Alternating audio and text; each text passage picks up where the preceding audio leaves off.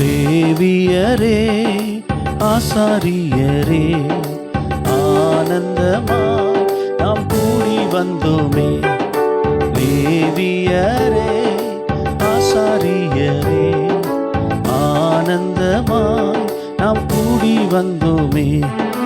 இயேசுவின் பாதத்தில் பரவசமாய், இயேசுவின் பாதத்தில் பரவசமாய் பாரத மீட்புக்காய் கிருபை பெறுவோம். லேவியரே ஆசாரியரே ஆனந்தமாய் நாம் கூடி வந்தோமே. எட்டு திசைக்கும் இயேசு புகழ் பரவ நித்திய சுவிசேஷம் ஏந்தி செல்லுவோம். எட்டு திசைக்கும் இயேசு புகழ் பரவ நித்திய சுவிசேஷம் ஏந்தி செல்லுவோம். சாத்தானின் கட்டுகளை அறுத்திடுவோம், சாத்தானின் கட்டுகளை அறுத்திடுவோம். சத்திய சபை கட்டி எழுப்பிடுவோம். லேவியரே ஆசாரியரே ஆனந்தமாய் நாம் கூடி வந்தோமே. லேவியரே ஆசாரியரே ஆனந்தமாய் நாம் கூடி வந்தோமே. விசுவாச வீரர்களாய் எழும்பிடுவோம். வெளிப்பாடு வரங்களை உபயோகிப்போம். விசுவாச வீரர்களாய் எழும்பிடுவோம். வெளிப்பாடு வரங்களை உபயோகிப்போம். பாதாள கட்டுகளை அறுத்திடுவோம், பாதாள கட்டுகளை அறுத்திடுவோம். பரலோக பலன்களை சேர்த்து குவிப்போம். லேவியரே ஆசாரியரே ஆனந்தமாய் நாம் கூடி வந்தோமே. லேவியரே ஆசாரியரே ஆனந்தமாய் நாம் கூடி வந்தோமே. நம்பிக்கை நங்கூரமாய் நடந்திடுவோம். தாழ்மையின் ரூபங்களாய் வளர்ந்திடுவோம். நம்பிக்கை நங்கூரமாய் நடந்திடுவோம். தாழ்மையின் ரூபங்களாய் வளர்ந்திடுவோம். பாவத்தின் கட்டுகளை அறுத்திடுவோம், பாவத்தின் கட்டுகளை அறுத்திடுவோம். காரிய சமர்த்தர்களாய் நின்றிடு. லேவியரே ஆசாரியரே ஆனந்தமாய் நாம் கூடி வந்தோமே. லேவியரே ஆசாரியரே ஆனந்தமாய் நாம் கூடி வந்தோமே. கண்ணிய கருத்துக்களாய் பெருகிடுவோம். கருணை கடல்களாய் நிறைந்திடுவோம். கண்ணிய கருத்துக்களாய் பெருகிடுவோம். கருணை கடல்களாய் நிறைந்திடுவோம். மரணத்தின் கட்டுகளை அறுத்திடுவோம், மரணத்தின் கட்டுகளை அறுத்திடுவோம். கருத்தின் மதில்களாய் ஓங்கி நிற்போம். லேவியரே ஆசாரியரே ஆனந்தமாய் நாம் கூடி வந்தோமே. லேவியரே ஆசாரியரே ஆனந்தமாய் கூடி வந்தோமே. ஜெபத்தின் சயங்களாய் முன் செல்லுவோம். தியான ஊற்றுக்களில் தூது பெறுவோம். ஜெபத்தின் ஜெயங்களாய் முன் செல்லுவோம். தியான ஊற்றுக்களில் தூது பெறுவோம்.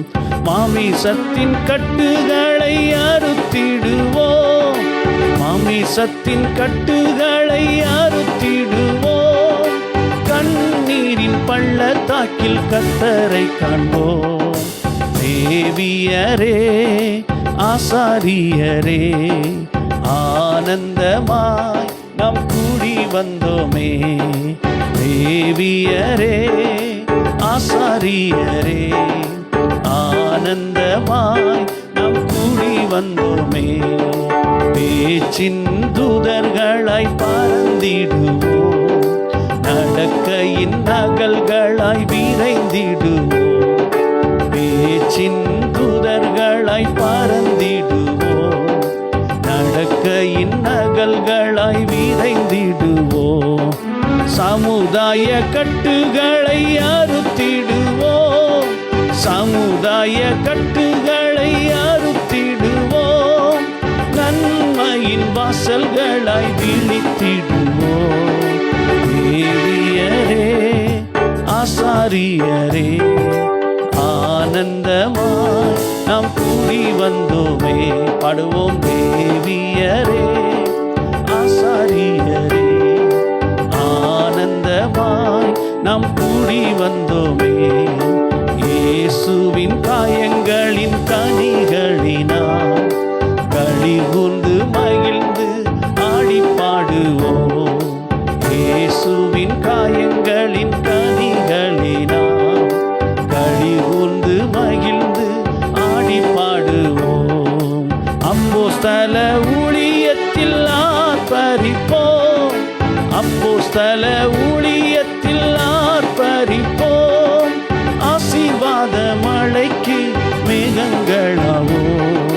லேவியரே ஆசாரியரே ஆனந்தமாய் நாம் கூடி வந்தோமே. லேவியரே ஆசாரியரே ஆனந்தமாய் நாம் கூடி வந்தோமே. அருமை இரட்சகருமாகிய இயேசு கிறிஸ்துவின் இனிய நாமத்தில் உங்களை அன்போடு வாழ்த்துகிறேன். அன்புக்குரியவர்களே, இந்த வேளையிலும் ஒவ்வொரு வாரமும் இயேசுவையே பேசுகிறேன். இன்றைக்கும் இயேசுவையே நான் உங்களுக்கு பேச விரும்புகிறேன். இயேசு இந்த உலகத்தை உருவாக்குன தெய்வம், அதாவது பொறியாளர் என்று நான் இன்றைக்கு உங்களுக்கு சொல்ல விரும்புகிறேன்.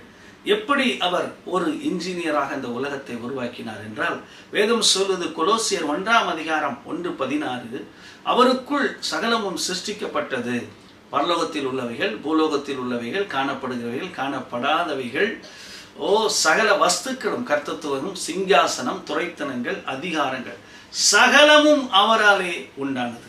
எபிரேயர் 1:2 சொல்கிறது, இவரை கொண்டு கடைசி நாட்களில் குமாரன் மூலமாக நமக்கு திருவிடம் பற்றினார்.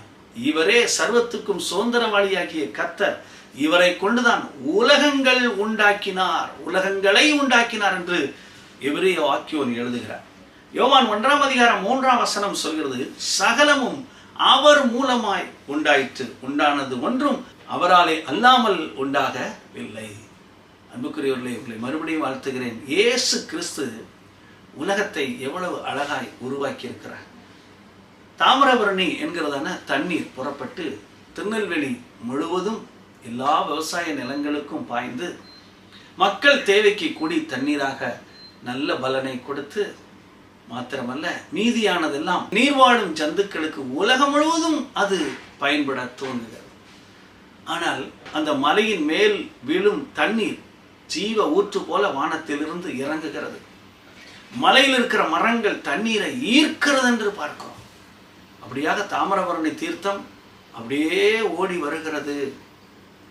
அது உலகமெங்கும் பிரயோஜனப்படுகிறது. இந்த உலகம் ஆசீர்வதிக்கப்பட வேண்டுமானால் ஜீவ ஊற்றாகி இயேசு கிறிஸ்து தன்னுடைய ஜீவ தண்ணீரை நம்மேல் பொழிய வேண்டும். மலைகள் என்று சொன்னால் வேதம் சொல்கிறது, நீங்கள் சீயோன் பர்வதம் போல் இருப்பீர்கள். நீங்கள் எல்லாம் மலைகள். நான் ஒரு மலை என்று வைத்துக்கொள்வோம். நான் நிலையாய் இருக்கிற மலை, பர்வதமாய் இருக்கிற மலை, நிலைத்து நிற்கிற மலை. என் மேல் தண்ணீர் பொழிய பொழிய நான் இந்த முழு உலகத்திற்கும், பூமியின் கடைசி வரைக்கும் நான் ஒரு ஆசீர்வாதமான பாத்திரம். நான் பாடின பாடல் என்ன சொல்கிறது? தேவனாகிய கர்த்தர் இந்த இந்தியாவை ஆசீர்வதிக்க வேண்டும். இயேசு கிறிஸ்து இந்தியாவை ஆசீர்வதிக்க வேண்டுமானால் சமுதாய கட்டுகள் அறுக்கப்பட வேண்டும், மாமிச கட்டுகள் அறுக்கப்பட வேண்டும், மரண கட்டுகள், பாவத்தின் கட்டுகள், பாதாள கட்டுகள், சாத்தானின் கட்டுகள் அறுக்கப்பட்டால் இந்தியா என்கிற அந்த தேசம் ஆசீர்வதிக்கப்படும். மதத்தை ஸ்தாபிக்க இயேசு வரவில்லை. இயேசு தம்முடைய அன்பின் பிள்ளைகளை இந்த உலகத்தில் பெற்றெடுக்க விரும்புகிறார். இயேசு கிறிஸ்துவின் பிள்ளைகள் இந்த நாட்களில் ஒரு பெரிய ஆசீர்வாதமாக இருக்க வேண்டும் என்றுதான் ஆண்டவராகிய கர்த்தர் தம்முடைய ஜீவ ஊற்றாகிய தண்ணீரை தம்முடைய பிள்ளைகள் மேல் ஊற்றுகிறார். நல்ல ஒரு அழகான திருச்சபையிலே நீங்கள் எங்கே இருக்க வேண்டும், எந்த ஊரில் இருக்க வேண்டும்? இந்த மலை ஒரு ஆப்பிரிக்காவில் இருந்திருக்குமானால் இந்த ஒரு அமைப்பு இருக்குமா என்று எனக்கு தெரியவில்லை. இந்த மலை ஒரு கொடூரமான வறட்சியான பிரதேசத்தில் இருந்திருக்குமானால் இந்த அளவுக்கு இந்த திருநெல்வேலி தண்ணீர் அநேகருக்கு பிரயோஜனமாக இருந்திருக்கும் என்று தெரியவில்லை. ஆனால் மலை எங்க இருக்க வேண்டும், அந்த மலை எதற்கு அருகில் இருக்க வேண்டும், அது எப்படி ஈர்த்து கொள்ள வேண்டும் என்பதையெல்லாம் உலகத்தை உண்டாக்கினவர் திட்டமிட்டது போல நம்முடைய பொறியாளர் நீங்கள் எங்கே இருக்க வேண்டும், எந்த திருச்சபைக்கு அருகில் இருக்க வேண்டும். அது மாத்திரமல்ல, உங்களை ஆசீர்வதிக்கும் சபைக்கு அருகில் எந்த ஊரில் வேதம், சத்தியம், உபதேசம், சட்டதிட்டங்கள் எல்லாம் தந்து உங்களையும் உங்கள் குடும்பத்தையும் பரம்பரை பரம்பரையாய், நித்திய பரம்பரையாய், சந்தான பரம்பரையாய் உங்களை ஆசீர்வதிப்பதற்கென்று ஆசீர்வாதத்தின் மலையாக, பர்வதமாக, சியோன் பர்வதமாக கர்த்தர் உங்களையும் என்னையும் தெரிந்தெடுத்திருக்கிறார். அன்புக்குரியவர்களே, தண்ணீராக மழை பொழிய ஒரு வழியை உண்டு பண்ணி அது கடலை நோக்கி ஓடுகிறதை பார்க்கிறோம். தண்ணீர் தானாகவே ஒரு வழியை தேடும். ஜீவ தண்ணீர் எப்படி வழியை தேடும்? நம்முடைய வாழ்க்கையில எவ்வளவு பெரிய ஆசீர்வாதங்களை கொண்டு வரும். ஒரு மனிதன் மேல் இயேசு கிறிஸ்துவாகிய ஜீவ ஊற்று, ஒரு மனிதனை கர்த்தராகிய இயேசு கிறிஸ்து உருவாக்கி ஒரு இடத்துல உட்கார வைத்து, அமர வைத்து, இருக்க வைத்து, வாழ வைத்து, குடியிருக்க செய்கிறார் என்றால் அவன் மேல் ஜீவ தண்ணீரை பொழிந்து அவனே வழியை, கால்களுக்கு தீபமாக, பாதைக்கு வெளிச்சமாக ஒரு வழியை கண்டுபிடித்து அவன் சொந்த ஊருக்கு, அவன் கிராமத்திற்கு, சுற்றுப்புறத்தாருக்கு மாத்திரமல்ல உலகம் முழுவதற்கும் ஆசீர்வாதமாய் மாறிவிடுகிறார்.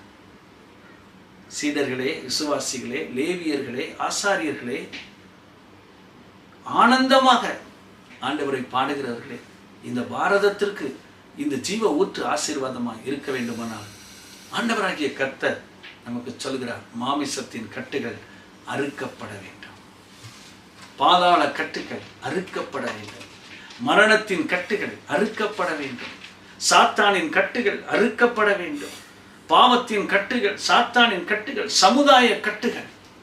தண்ணீர் போகிற இடமெல்லாம் ஜீவ ஊற்று.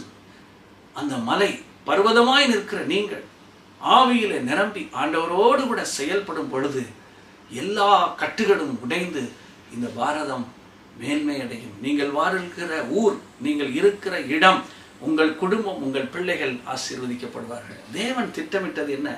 ஒரு மனிதனை உருவாக்கி அவனை ஒரு இடத்துல அமர பண்ணி ஒரு ஆலயத்தை கொடுத்து, வேதத்தை கொடுத்து, வேத வசனங்களை கொடுத்து எப்படி ஆசீர்வதிக்கிறாரோ அப்படித்தான் உங்களையும் உங்கள் பிள்ளைகளையும் உருவாக்கின பொறியாளர் திட்டம் வைத்திருக்கிறார். நீங்கள் ஆண்டவருடைய திட்டத்தில் இருக்கிறீர்களா? மலை ஒரு பக்கமாகவும், தண்ணீர் ஒரு பக்கமாகவும், வழியே இல்லாத ஒரு நிலையில் நீங்கள் இருக்கலாம். வாழ்க்கையில் ஐயோ தோல்வியை சந்தித்திருக்கிறேன், வாழ்க்கையில் பொறாமையினால் நான் அடிக்கப்பட்டிருக்கிறேன், என்னை மிகவும் பாதித்தது காயங்கள், என்னை காயப்படுத்தினதினால் நான் எழும்ப முடியாமல் இருக்கிறேன். ஆண்டவருடைய சமூகத்தை நோக்கி வந்து விடுங்கள்.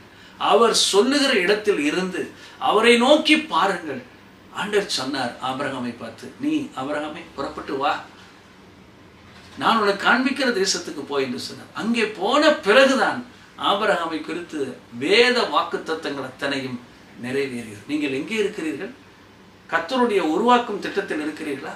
அவர் மூலமாய் சகலமும் உண்டாயிருக்கிறது. அவர் ஒரு பொறியாளர். அவர் எல்லாவற்றையும் உருவாக்கினார். எங்கே மலை, எங்கே காடுகள், எங்கே பனிக்கட்டி, எங்கே நீர்வாடும் ஜந்துக்கள், எங்கே பறவைகள், எங்கே இந்த உலகத்தின் மிருகங்கள் இருக்க வேண்டும் என்று எல்லாவற்றையும் திட்டம் பண்ணின அவருக்கு உங்கள் வாழ்க்கையை ஆசீர்வதிக்க முடியாமல் கூடுமா? முடியாமல் இருக்க முடியுமா? நீங்கள் ஆண்டவரை நோக்கி பாருங்கள். பொறியாளர் உங்கள் வாழ்க்கையை ஏற்ற ஜீவ ஊற்றுக்கு பக்கத்தில் கொண்டு வைப்பார். நீங்கள் மலையை போல் இருப்பீர்கள். உங்கள் குடும்பம் உலகம் முழுவதற்கும் ஆசீர்வாதமாக இருக்கும். நான் உங்களுக்கு சொல்கிறேன், நீங்கள் சமுதாய கட்டுகளை அறுப்பீர்கள், மாம்ச கட்டுகளை அறுப்பீர்கள், மரண கட்டுகளை அறுப்பீர்கள், பாவத்தின் கட்டுகளை, பாதாள கட்டுகளை, சாத்தானின் கட்டுகளை அறுப்பீர்கள். நீங்கள் யாராக இருக்க வேண்டும்? அவரை பின்பற்றுகிற சீசனாகவோ விசுவாசியாகவோ ஒருபடி மேலே போய் அவருக்கு ஊழியம் செய்ய துவங்கினார். கர்த்தர் உங்களை ஆசீர்வதிப்பார். ஜெபிக்கலாமா? நீங்களும் நானும் ஆசீர்வாதமாய் இருக்க ஒரு பொறியாளர் திட்டமிட்டார். நிச்சயமாய் உங்களுக்கும் ஒரு திட்டம் இருக்கும். அது நிச்சயம் உங்களுக்கு கிடைக்கும். என் அன்பின் ஆண்டவரே, உம்முடைய பிள்ளைகளாகிய நாங்கள் எங்களை முற்றிலும் உடைய கரத்தில் ஒப்புக் கொடுக்கிறோம். நீர் எங்களை அழகாய் மனைந்து இந்த உலகத்தில் உருவாக்கி ஒரு இடத்தில் வைத்து எங்களை ஜீவ நதியை ஆண்டவரை தந்து எங்களை ஆசீர்வதிக்கிறீர். எங்கள் மேல் ஜீவ ஊற்றை தந்து நீர் எங்களை ஆசீர்வதிக்கிறீர். எங்கள் மேலே உங்களுடைய அபிஷேகத்தை தந்து இந்த முழு உலகத்துக்கும் ஆசீர்வாதமாய் வைத்திருக்கிறீர். இந்த செய்தியை கேட்கிற உங்களுடைய பிள்ளைகளுடைய வாழ்க்கையிலும் என்னென்ன கட்டுகள் இருக்கிறதோ அந்த கட்டுகளெல்லாம் அவிழ்த்து கடிந்து கொள்கிறேன் இயேசுவின் நாமத்திலே. பிசாசை துரத்துகிறேன் இயேசுவின் நாமத்திலே. உம்முடைய பிள்ளைகள் ஆண்டவரே செழித்திருப்பார்களாக. உலகம் முழுவதுக்கும் ஆசீர்வாதமாயிருப்பார்களாக. பிள்ளைகள், எல்லைகள், குடும்பங்கள் யாவர் மேலும் உடைய கிருபை உண்டாயிருப்பதாக. இயேசு கிறிஸ்துவின் நாமத்திலே பொறியாளராகிய உருவாக்கும் தெய்வம் அவர்களையும் ஆசீர்வதித்து நடத்தப்படுவதற்காக நன்றி செலுத்தி ஜெபிக்கிறேன் ஜீவனுள்ள நல்ல பிதாவே. ஆமென். God bless you. கர்த்தர் உங்களை ஆசீர்வதிப்பார்.